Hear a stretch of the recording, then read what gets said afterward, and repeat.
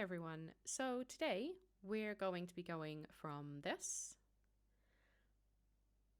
to this.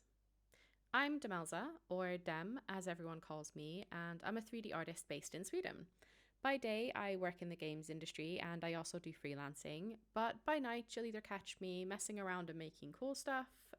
Okay, maybe I'll rephrase that to things that I think are cool, or playing games with my friends.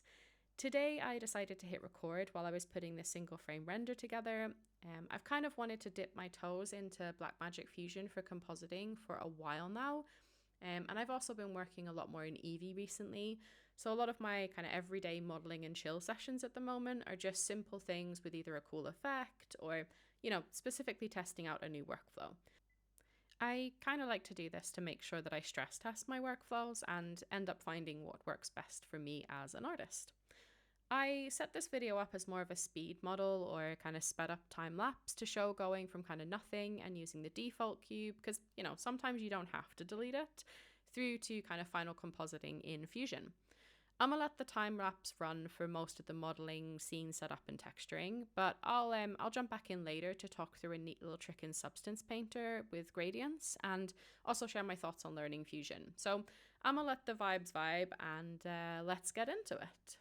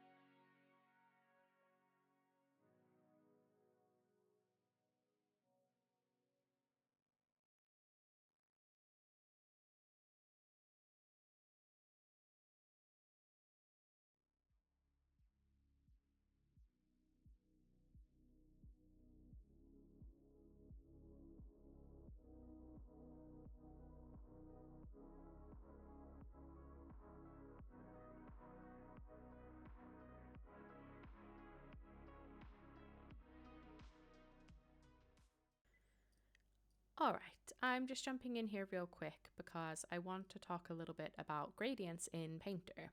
So right now you can see I'm just kind of setting everything up, getting the maps baked out and making sure everything looks good enough to kind of start laying up the textures that I want. A long time ago now, I actually found this really cool kind of single page tutorial by a guy named Jesse L on ArtStation. And it's a great method for creating planar projected gradients in Substance Painter. So I'll pop a link in the description to his tutorial. And thanks to Jesse for making it all those years ago. It's got to be like 5 years ago now. There are other methods for creating gradients that in some cases could be a better workflow. But for me, the volume this gives me to be able to kind of manipulate the gradient in 3D just feels kind of magic. I will also say I do tend to prefer using Painter. I know it's not an option for everyone, sadly, and let's not get into who owns it.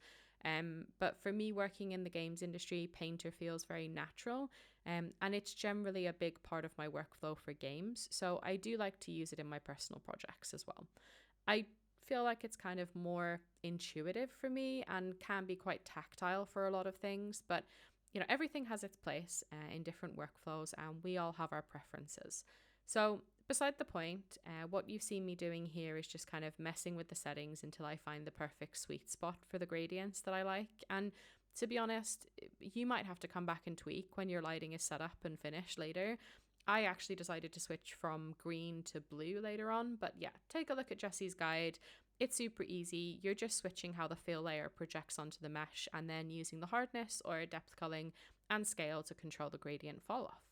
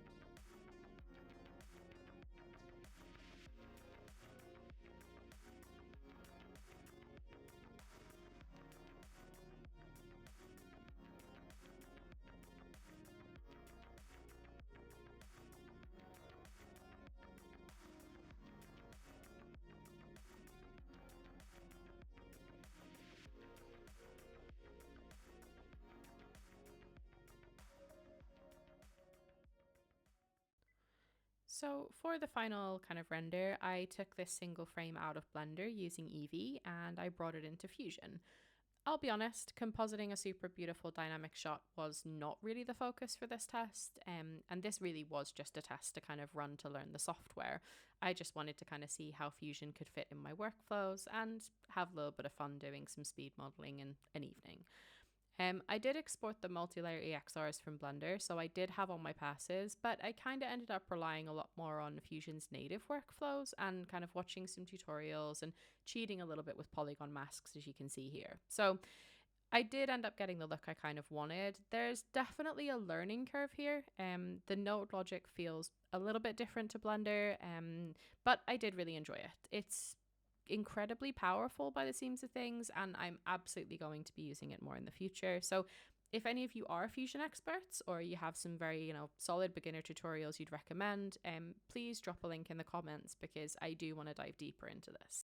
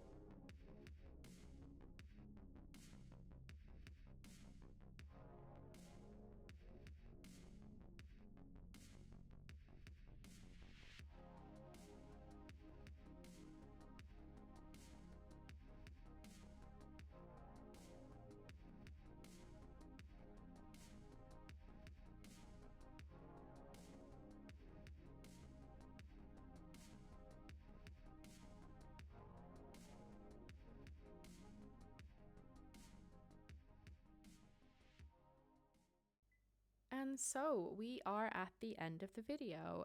Here is just a reminder of what the scene looked like before and then our final render.